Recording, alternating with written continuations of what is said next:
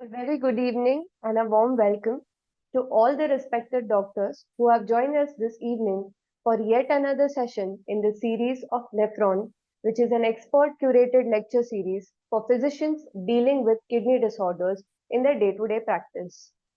And today we are very fortunate to have with us the clinical expert Dr. Akash Ranka.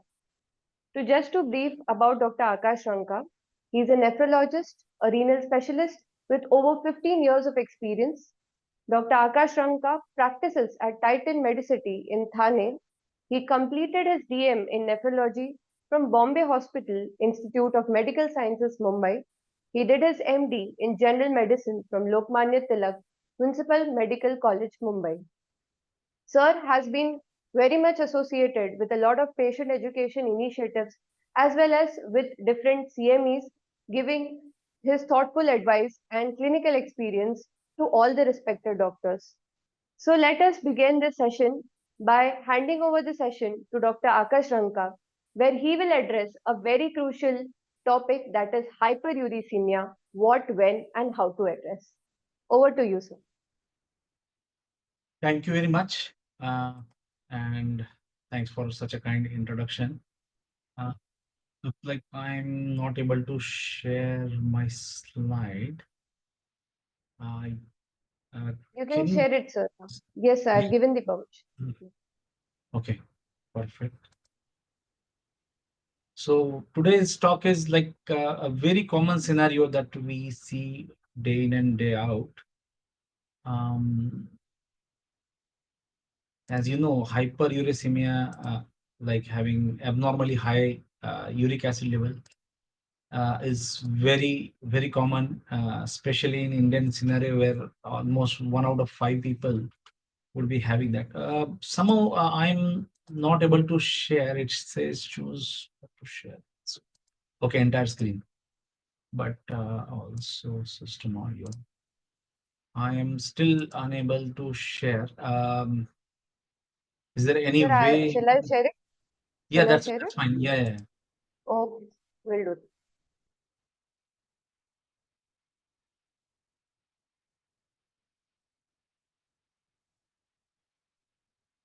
And we also know that with rising prevalence of diabetes and obesity, hyperuricemia is also on the rise.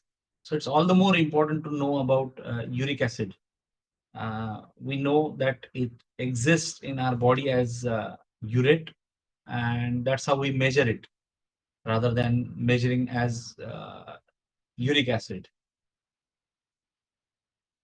Okay, right. So hyperuricemia is characterized by elevated levels of serum uric acid caused by either deficiency of uricase enzyme or its malfunction or some other mechanism by which its excretion from the kidney is hampered, and it results in crystallization of uric acid in urate.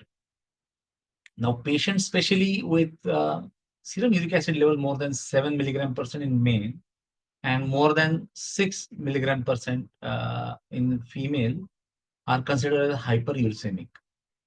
Um, there is asymptomatic hyperuricemia and there is symptomatic hyperuricemia. Asymptomatic means there are no symptoms, just high uric acid level that exists. And symptomatic hyperuricemia manifests as gout, which may be acute or chronic.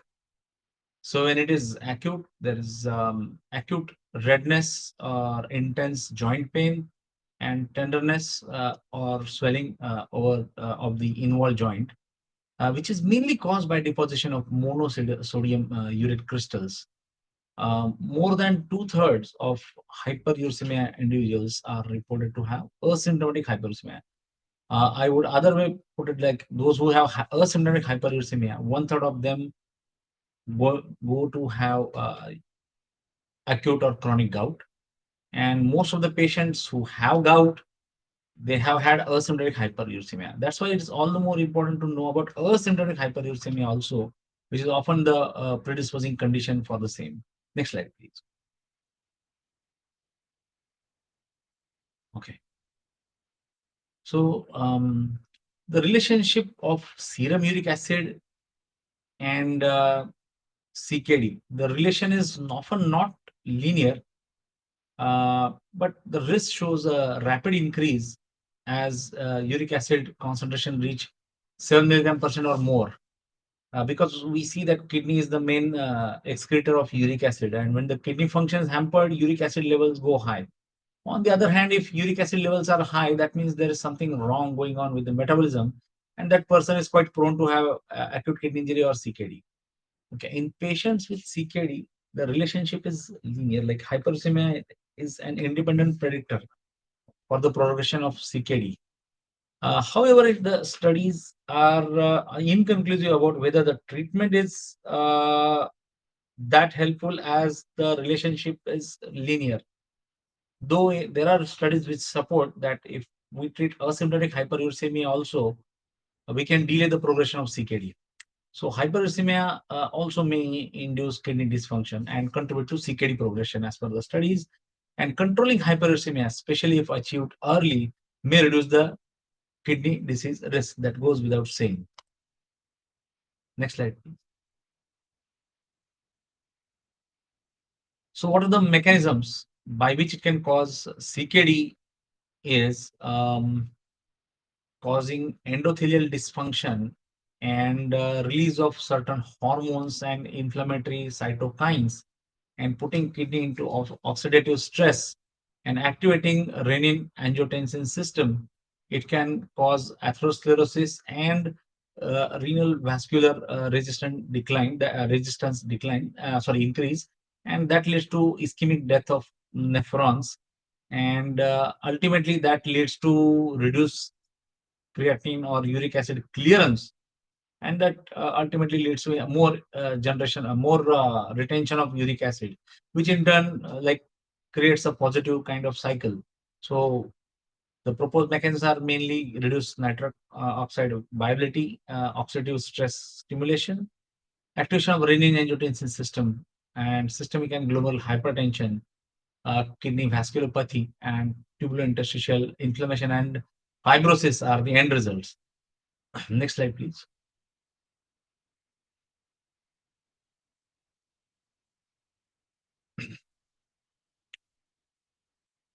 So having CKD means you have less clearance of the molecules that are normally cleared. One of them is uric acid. So there is a reduced urinary uric acid excretion, which leads to hyperuricemia. And there is, if accompanied insufficient intestinal uric acid disposal, it leads to hyperuricemia. Now, reduced urinary uric acid may be result of hypertension and various antihypertensive medications, which can also cause hyperuricemia. High BMI lead to increased uric acid generation and reabsorption. And there are loop and thiazide diuretics, which also can cause increased uric acid reabsorption. So reduce EGFR, diuretic use, increase vascular resistance, and coexistent insulin resistance are mainly predisposing factor for hyperuricemia and CKD. Next slide, please.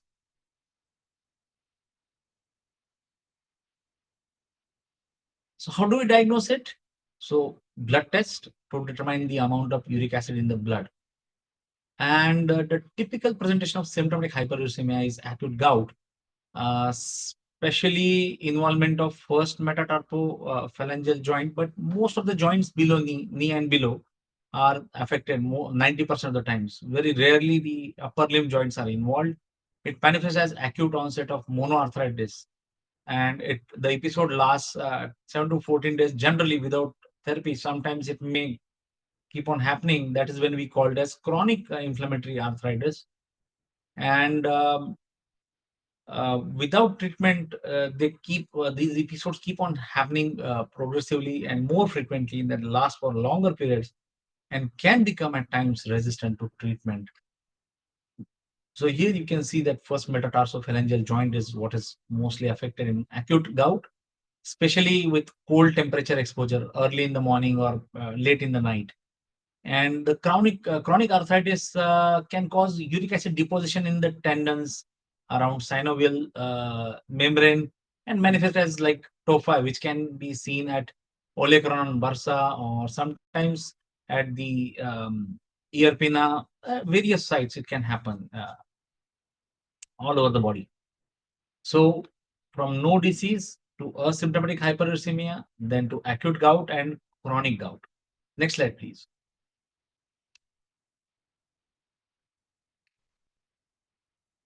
So the definitive diagnosis is by synovial fluid analysis and the identification of monosodium urate crystals, which is gold standard. And there are other illnesses that can mimic it, like CCP deposition, like calcium pyrophosphate, actually CPP deposition, known as pseudo gout. Now, the predisposing factor for gout are advanced age, male gender, having high BMI, having a lot of animal protein diet, alcohol, and there are a few drugs which can cause hyperuricemia. Also, there are um, uric acid generating illnesses like lipoproliferative disorders. Next slide, please. So when to treat? So if it is asymptomatic hyperuricemia, the guidelines are a little bit blurred. Some people treat with uric acid level more than or equal to 9 in males and 8 in females. But when it comes to symptomatic, for a single isolated episode of hyperuricemic gout, generally prophylaxis is not required. All that you need to give um, colchicine, let the episode subside, continue it for 6 to 12 weeks. And then if repeat episode happens, then you have to give prophylaxis. And traditionally, xanthine oxidase inhibitors have been in the play, mainly allopurinol, but uh, with especially more frequent dosing and some skin related side effects and some allergic reactions, the popularity of allopurinol has gone downhill, and that's when febuxostat has risen actually. So, okay, coming here, the role of hyperuricemia in causing CKD, a matter of debate. Yes, because there are some studies which support it and some studies which don't support it. So studies have shown strong positive association between serum uric acid levels and CKD risk, but relation appears to be more of associative than causal. However, there are studies which show even causal association. Now, pathological related hyperuricemia is mainly with CKD, underlying conditions like metabolic syndrome or CKM syndrome, what we call it as, where there is increased uric acid production along with reduced uric acid excretion, and then unrelated coexistence with CKD. Um, Next slide, please.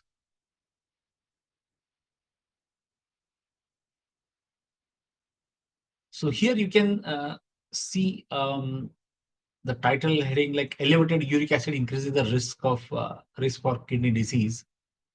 And in this study, you can see a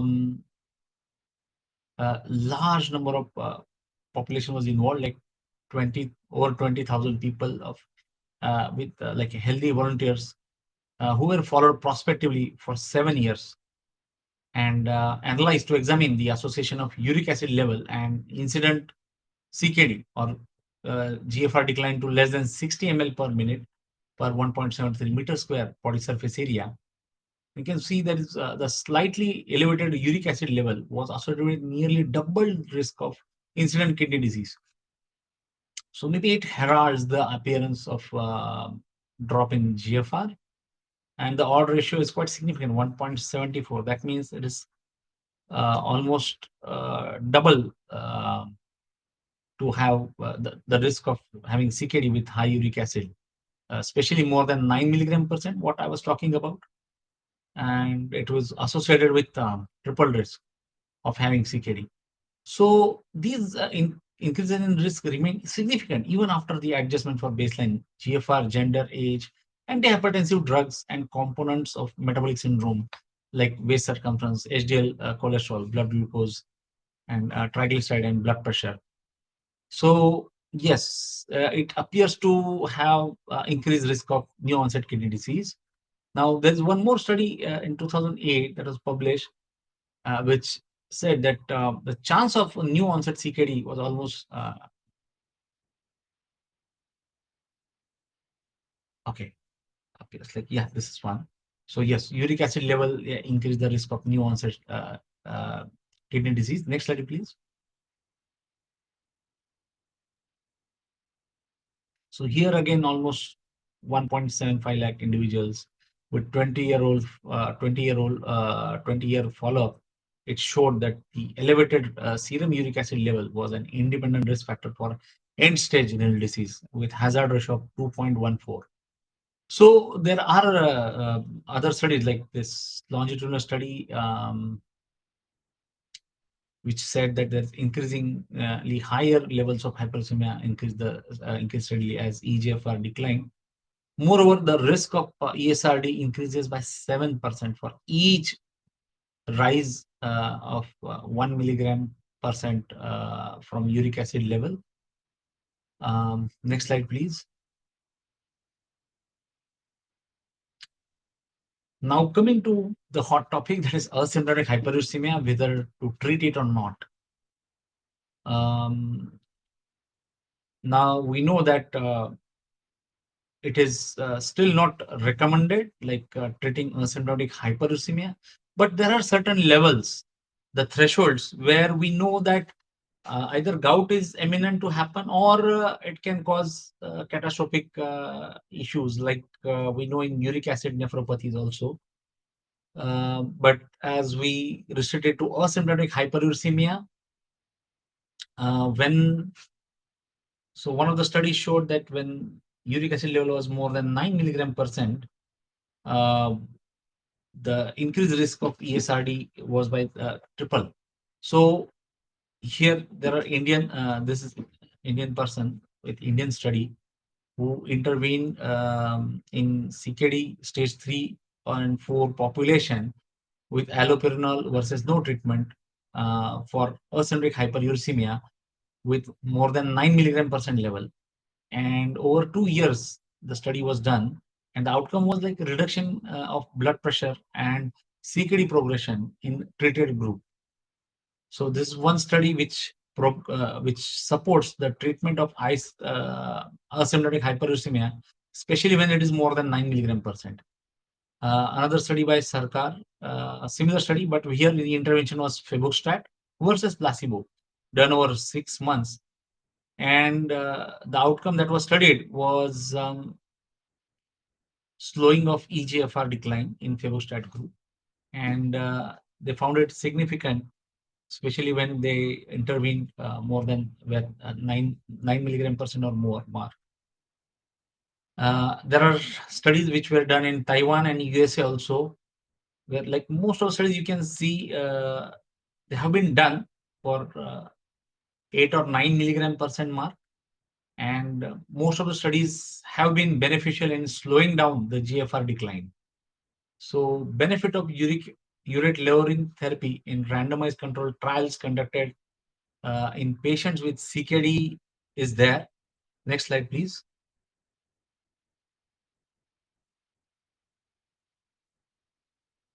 So it's a flow chart of in a nutshell. So if you see someone who is CKD, yes, and has got hyperuricemia, if he has gout or urolithiasis, straight away treatment. But if he's asymptomatic, then you can wait. And if there is no CKD and there's just asymptomatic hyperuricemia, but when it manifests as gout or urolithiasis, then it deserves treatment. Plus, if it has just comorbidities, then maybe we can wait. And if there are no comorbidities or gout or urolithiasis, then no treatment is generally required. So although there's evidences in slowing down progression, uric acid lowering therapy has shown in CKD, still there are no clear clinical confirmation in asymptomatic hyperuricemia. But several guidelines recommend starting uric acid lowering therapy at more than or equal to 9 milligram percent after considering the risk benefit ratio. And therapy for serum uric acid level 7 to 9 is only in the presence of either renal stone or stage 3 CKD or worse. Next slide, please. So coming to heart of today's talk, that uric acid lowering agents. So traditionally, xanthine oxidase inhibitors have been the backbone. Uh, they still remain the first line of treatment, and allopurinol and febuxostat are these two agents which are generally recommended and still they are in use. Next slide, please. So allopurinol versus febuxostat. Now, allopurinol, it reduces the serum and urine uric acid within 24 hours, and maximum effect is by 2 weeks. Generally, the starting dose is 300 milligram per day. In renal insufficiency, however, we need to go down to 100 or 200 milligram because it is a renally excreted drug. And yes, so that's what I was talking about. It sometimes can cause skin rash, hepatotoxicity, Steven Johnson syndrome, and even blood dyscrasia. When it comes to febuxostat, it reduces serum and urine uric acid as good as allopurinol, like within 24 hours, and maximum effect is by 2 weeks. Generally, the starting dose is 40 milligram per day, but one can start with 80 milligram depending on the body size and uric acid level. And the dose doesn't need to be adjusted for EGFR or creatinine clearance. However, depending upon uric acid level, one can titrate the dose. And the main adverse reactions are gut related, like nausea, and sometimes it causes bloating sensation. So rarely it can cause hypersensitivity reaction, altered LFTs, and tubal interstitial nephritis. There are case reports. Next slide, please. Now, febuxostat, a novel potent uric acid lowering therapy. It is mainly metabolized in the liver, and it shows better uric acid reduction as compared to allopurinol. So, in a 52-week phase 3 trial that compared febuxostat 80 milligram and 120 milligram to allopurinol 300 milligram in 762 patients with EGFR more than 50, um, respectively, 53%, 62%, and 21% respectively, they achieved serum uric acid level of 6 milligram percent. And another large phase 3 trial compared febuxostat 80, 120, and 240 milligram to fixed doses of allopurinol 300 and 100 based on renal function in patients with normal and impaired renal function. And among these patients with normal kidney function, the primary endpoint of serum uric acid less than 6 milligram percent was achieved in 48% with febuxostat 80, 65% with febuxostat 120 milligram percent, 69% with 240 milligram per day, and compared to only 22% in allopurinol arm.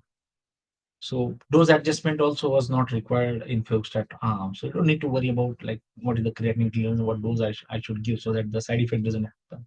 Next slide, please. Now, during the development of febuxostat, the early trials showed modestly higher rates of cardiovascular events with febuxostat than allopurinol. But then there was CARES trial, which was randomized double-controlled trial conducted due to FDA mandate to assess whether febuxostat was non-inferior to allopurinol in major cardiovascular events among patients with gout and cardiovascular disease. Because has this drug been having cardiovascular safety concern, then this drug wouldn't have existed. So it randomized 6,190 patients with gout and cardiovascular disease to febuxostat 40 to 80 milligram once a day or allopurinol 200 to 600 milligram once a day in equal arms. At a median of 32 months, febuxostat was non-inferior to allopurinol with regards to its composite endpoints of cardiovascular death, non-fatal MI, non-fatal stroke, or unstable angina with urgent revascularization. However, when the primary endpoints were analyzed individually, febuxostat displayed a higher rate of cardiovascular death than allopurinol, which also led to higher all-cause mortality rate compared to allopurinol. But this is what the trial was not designed to. But what it designed to was like it was achieved, like it is non-inferior. So both febuxostat and allopurinol showing similar rates of non-fatal cardiovascular events, but cardiovascular mortality being higher in febuxostat by chance. Next slide, please.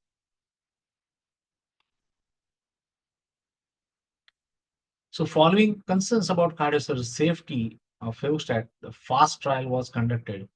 Long-term cardiovascular safety of febuxostat was compared with allopurinol in patients with gout. So it was randomized, open-label, blinded, endpoint, non-inferiority trial of febuxostat versus allopurinol in patients with gout.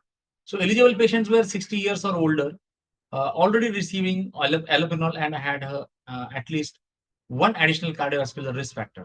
And the results were like febuxostat is non-inferior to allopurinol therapy with respect to the primary cardiovascular endpoints, and its long-term use is not associated with increased risk of death or serious adverse events compared to allopurinol. Next slide. So in summary, although there were concerns regarding the cardiovascular safety of febuxostat in early clinical trials, it is well established through the clinical trials that febuxostat initiation was not associated with higher cardiovascular risk, including cardiovascular or all-cause mortality, compared with allopurinol among older patients with gout who did or did not have baseline cardiovascular disease. I think I'm open for any questions that are there. Thank you so much, sir, for a very comprehensive and a crisp presentation. There are few of the questions that has been received from the physicians who have been watching us live today. Sir, especially in chronic kidney disease patient, somewhere the uric acid takes a back seat because patient don't routinely check the uric acid levels and they have been on diuretics. So, what is your suggestion on how frequently they should check their uric acid level? So it depends on the GFR. If GFR is more than 60 and someone who is nephrotic and has been on diuretics and the appropriate treatment of nephrotic syndrome is initiated and it is expected that kidney function will be fine for 2 to 3 months if patient is on diuretics, not the end of the road. But if someone who has got consistently EGFR less than 60 and having uric acid level more than 9 milligram percent and having known that this patient will remain on diuretics, it is always better to initiate uric acid lowering therapy, because we are seeing this coming like gout or any uric acid related complication, be it uric acid stone or gout. So yes, I would treat when GFR is less than 60 and patient is going to be a CKD and will be on diuretics for a while, and this asymptomatic hyperuricemia is not expected to subside. As opposed to someone who has got diarrhea and transiently uric acid has gone to like 12 or 13, which is where it is just a marker of dehydration, where you don't need to treat with febuxostat. All you need is just to treat the hydration, and with recovery of kidney, it is expected that uric acid level will be fine. So coming to the next question, since you spoke about like how often the person should, get their uric acid level check and when to Oh yes. initiate the therapy. So yes, uh, we quarterly check when GFR is less than 30. But when GFR is 30 to 60, one can do it like every 4 months along with full renal function test. And when you initiate the therapy, importantly, when you start someone on uric acid lowering therapy, now important point is you always start under cover of colchicine. If you start patients right away on febuxostat or colchicine, then you may be seeing more incidences of gout. So to avoid that, always initiate under colchicine cover. When GFR is more than 30, uh, you can start with febuxostat 40 milligram once a day, and once 1 or 2 months you can give cover of colchicine, and then you can take it off and you can use it only when there is acute gout, and then you can once you initiate uric acid lowering therapy, then you monitor it monthly and you try to bring it to less than 6 milligram percent mark. I hope this So answers your even question. in patients, Yes. even in patients who are having asymptomatic hyperuricemia, do you recommend colchicine along with febuxostat in such patients? So Indian population somehow is more prone for conversion of asymptomatic hyperuricemia to gout. Around one third to almost like 40% people down the road have gout or some of the manifestation. Initiating febuxostat and allopurinol, by and large, in most of the literature, has been advised to be under cover of colchicine, even in asymptomatic, because initiating someone on uric acid lowering therapy will it can cause precipitation of okay, sudden lowering of uric acid also can cause precipitation of uric acid in joints.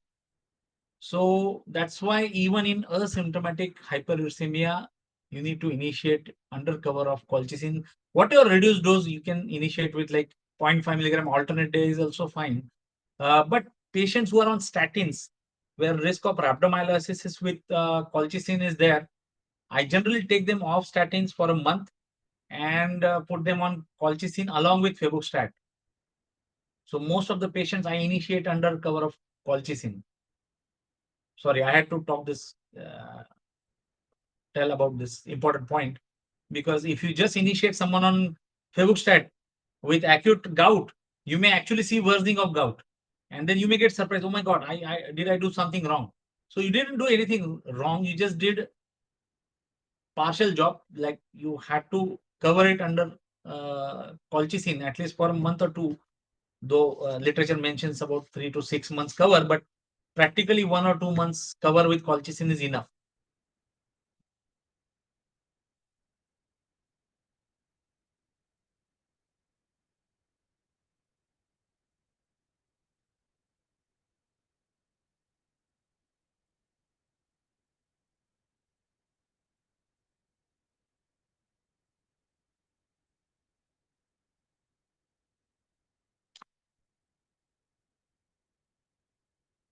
Any other question?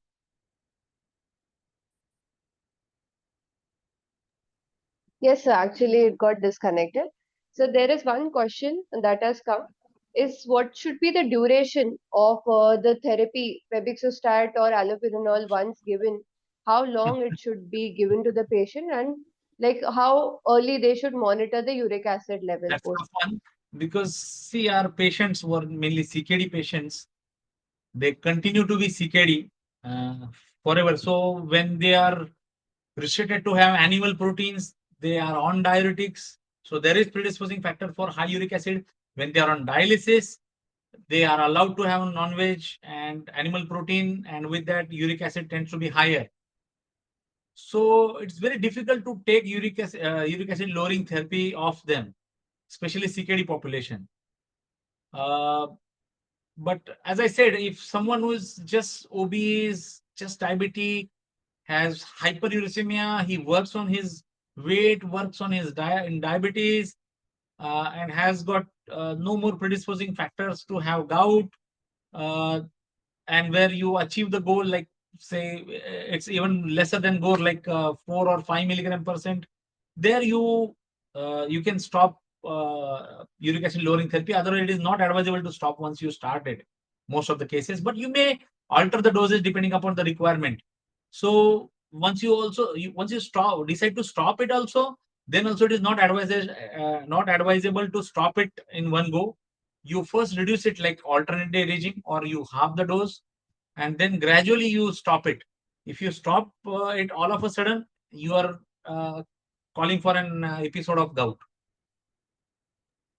Yes, sir. So there's this one last question. There are a lot of modified release coming into the market currently, and like mostly it is extended release, and very fewer companies are coming with the extended release formulation of febuxostat. Do you think that extended release will have a benefit over the immediate release, considering the inflammation that occurs after giving the treatment for gout? Well, it depends on for what indication you are giving. So someone who has got tophi and chronic gout, it won't matter, right? Whether you give immediate release or not. But patient who might be having acute gout and high uric acid level with any or an ongoing diuretic, there it might help, like some impact. But generally, by and large, I use extended release because of their better gut tolerance. That's what I have seen, and you get constant levels. Especially, you don't want any fluctuating levels where uric acid level fluctuation can lead to again gout. And there is one more indication, like acute uric acid nephropathy, which is generally seen in tumor lysis syndrome, where you can use either allopurinol or febuxostat. You can use immediate release also there, where you need immediate action to reduce the uric acid level.